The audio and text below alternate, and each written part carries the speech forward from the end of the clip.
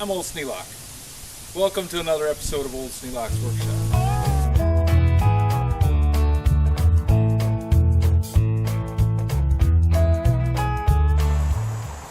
When I drug this barn up from the back and set it here, I set it on concrete blocks.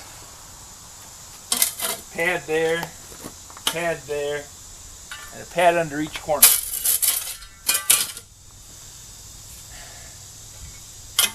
Underneath the shed itself is a 4x4 running back to the back.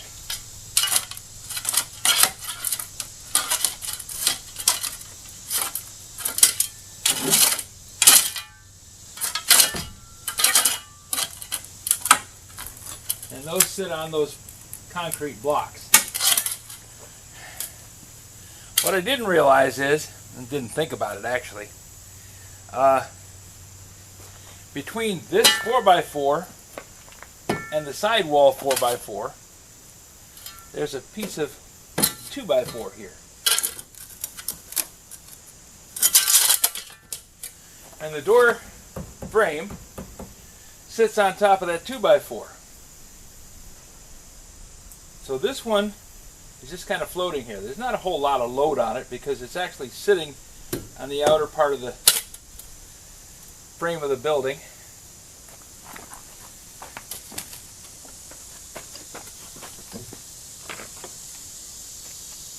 And this one is the same way. There's a 2x4. Now let's settle back a little bit. But this one holds a whole lot of weight because this door hangs on top of that, and that keeps it from rotating. So this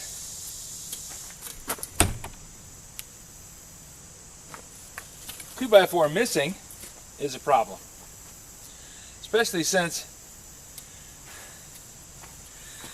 when we moved in, this little barn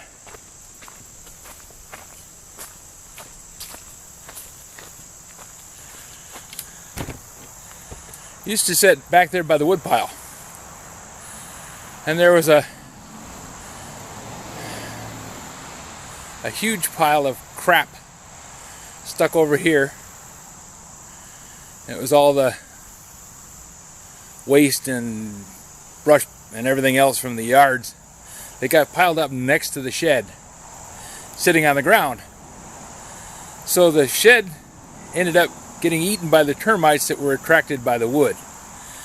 Now my log pile back there is sitting up about 4 inches off the ground because I put it on top of fence posts.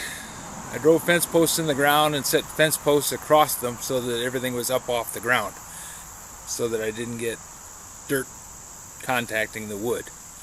And I see now that I've got another pile of brush and stuff there that I'm going to have to take the tractor and shove back in the back away from my wood pile.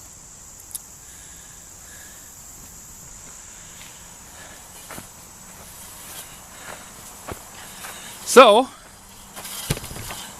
the little red barn was termite infested. Terribly termite infested.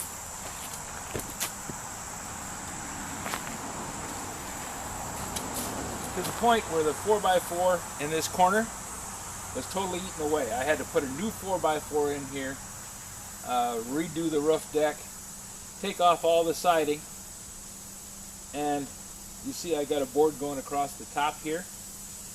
I cut the siding off by the width of that board and dropped it down to get rid of all the big holes along the bottom, and then stuck that board up in there to fill the gap.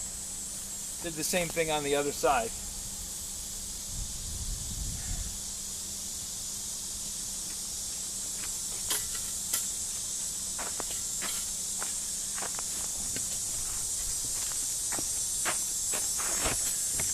So now to fix this and get the door frame back up where it belongs, I was able to jack it back up and get rid of the gap across the top of the door frame. You know, by putting I put a 2-ton cable hoist on it and cranked it up and pulled that frame back square and lifted the corners and did what I needed to do. But to make this happen correctly, I need to go in there and replace that 2x4 that goes across between the 4x4s so that I have the front of the shed correctly supported. I was thinking I was going to have to jack the whole thing up and set it on a 4x4. And to do that, I needed to unload the whole shed.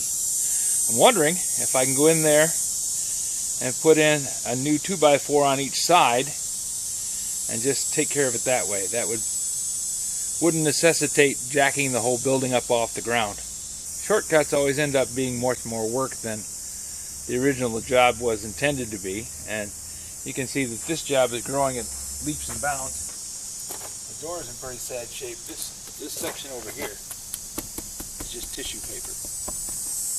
Bugs have eaten that to the point where this crossbuck here is totally gone.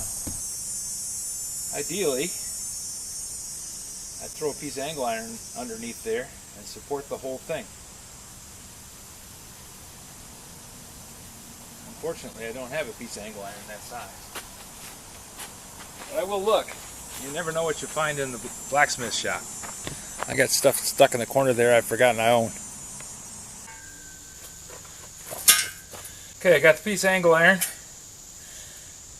I'm cutting loose the deck of the barn from the 4x4s. Then I will drive this in there, drill holes through this so that I can lag bolt down through the angle iron into the 4x4s. This will provide a good support for the front of the shed, support the two door jambs. To get that out, I have to cut off some nails.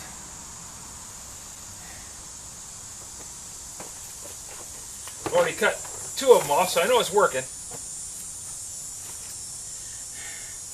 Now I got to go over here on the last one and cut the 2 nails. Ain't easy.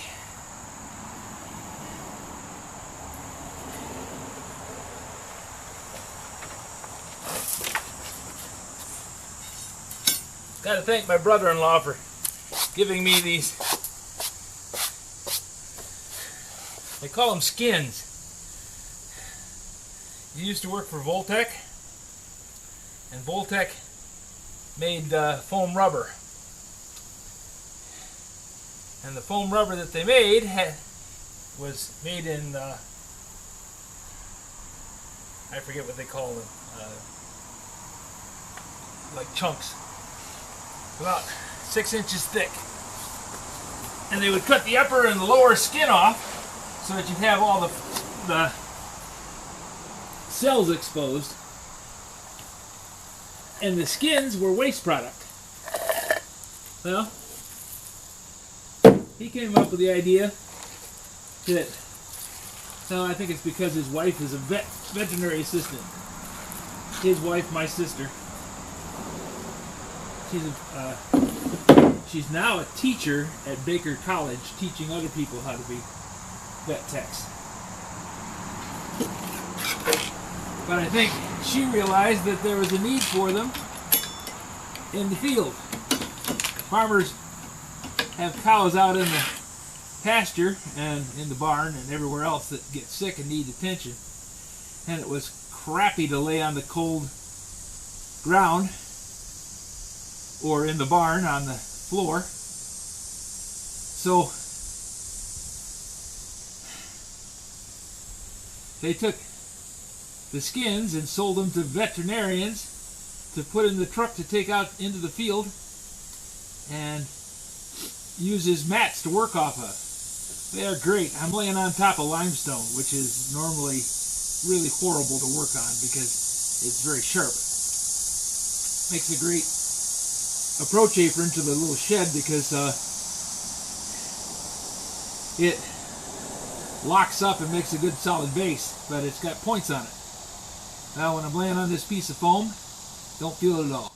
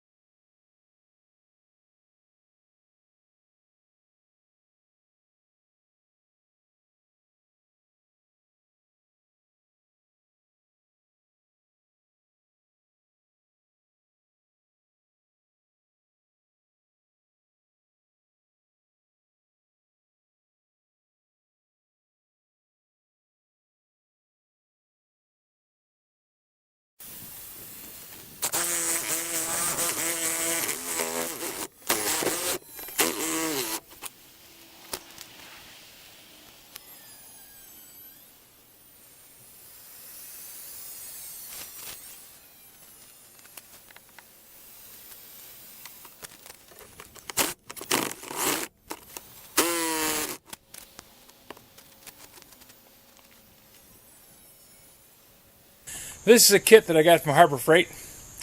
And Harbor Freight tools are not great tools, but for the, what I've heard called the professional homeowner, they're actually pretty good. The thought process being, you take care of your tools take care of you.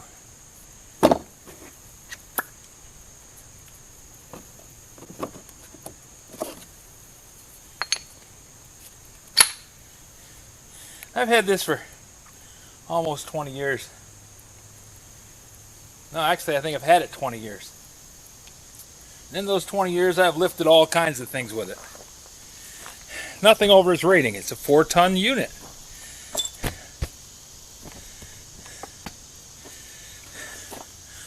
We jacked up Brian's garage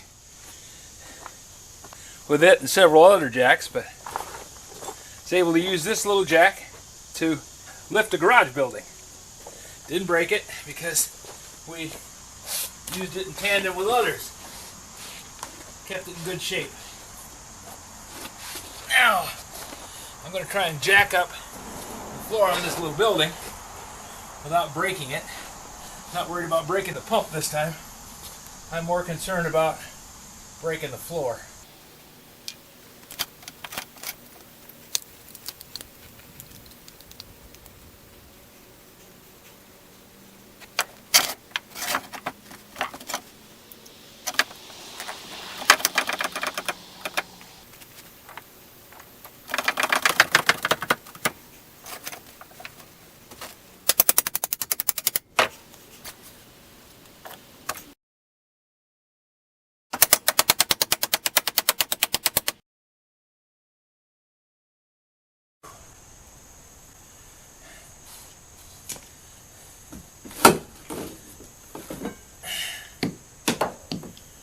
Steel plate's going to prevent me from breaking the floor from overloading one small portion of it.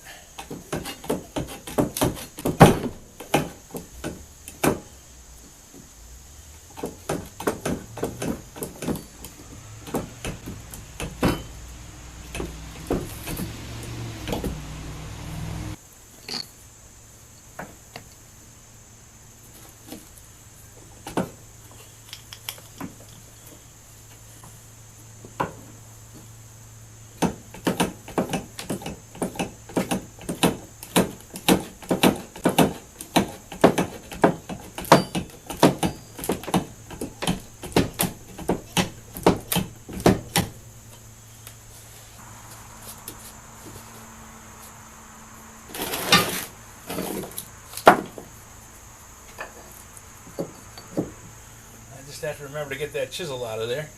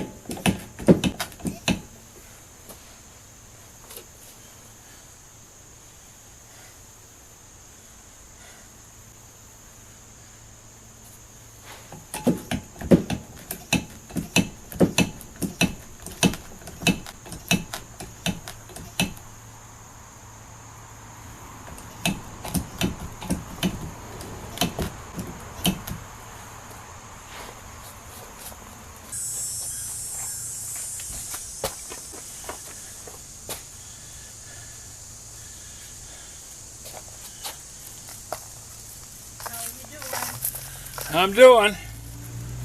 Ain't easy, but it's working.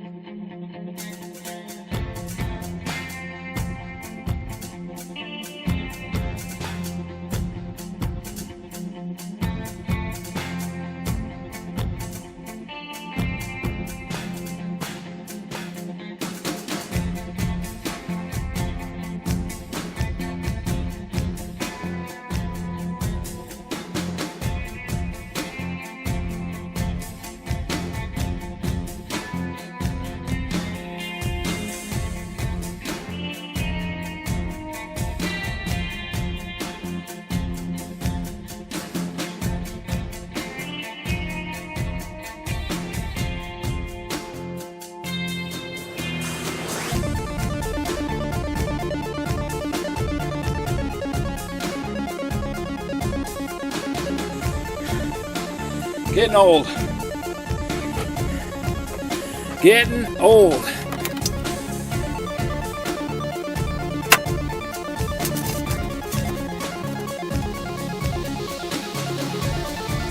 This has been going on for far too long, but the door works now. The issue that I was having was this door jamb was sitting on the plywood deck down there, the 3/4 inch plywood deck. Underneath that 3/4 inch plywood there was a 2x4 brace that ran from the 4x4 in the center to the outside post. Then there was another one in between the two 4x4s, and then a third one on that side doing the same thing. It was supposed to be supporting the door frame. The problem was it rotted away. There's nothing left of it. That and the idea of having two stub pieces in there meant that there really wasn't a mechanical connection between the 4x4 and the 2x4. When the 2x4 rotted away, it was no longer sitting on those concrete pads. It was just crumbled. So the plywood was trying to support the wall, and as this building aged, this vertical joint here adds very little strength to the building itself. This slid down, letting this door jamb slide down, and this one did the same thing. Well, since this only had to carry the weight of the roof above it, it didn't go down very much. This one, on the other hand, went down quite a bit. It dropped a good inch, which meant that this whole building rotated. The front of the building rotated. Now, I originally thought that I could just brace up the top and make it so that it would hold all the weight. Now, that's not going to work if there's no foundation under it. So I wanted to put a brace across the front of it. I was going to put a full-length brace, but the piece of angle iron that I had is about that much too short. It's working out okay though, because I went across the top of the 4x4s. So I have 3 4x4s supporting this piece of angle iron, and it comes underneath this door jamb over here and props that up so it's no longer sagging. And since I have this side braced so that the outside end of the piece of angle iron goes onto the outside 4x4, then the center section goes over this 4x4 right here. That supports this door jamb very well, and it brings the door back up where it belongs. So that's a long explanation of why I was having problems. I didn't look far enough. I had to tear away all the extra junk on the front of the thing here so I could see underneath the floor and find out that those braces were gone. And then had to take off the piece of poplar that I had across the top of the door jamb. I'm still going to put these braces in here just because it'll help prevent the door from racking. But a piece of channel or angle iron down there at the bottom is really the thing that made it work. So now I have a bunch of 1/4 inch lag bolts that I'm going to be fastening this angle bracket in with, and that should make it so that this becomes part of the building. Right now the only thing holding it is clamps.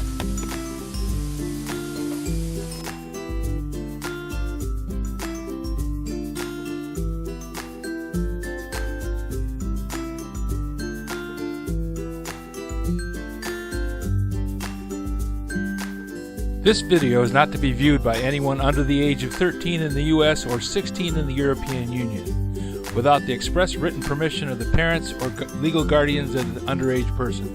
Such written permission must be on file at the local government entity in charge of enforcing the rules and regulations established by the FTC. Anyone violating these terms is admitting by default that they hold harmless the owners and operators of this channel. Any and all questions should be addressed to your local branch of the FTC.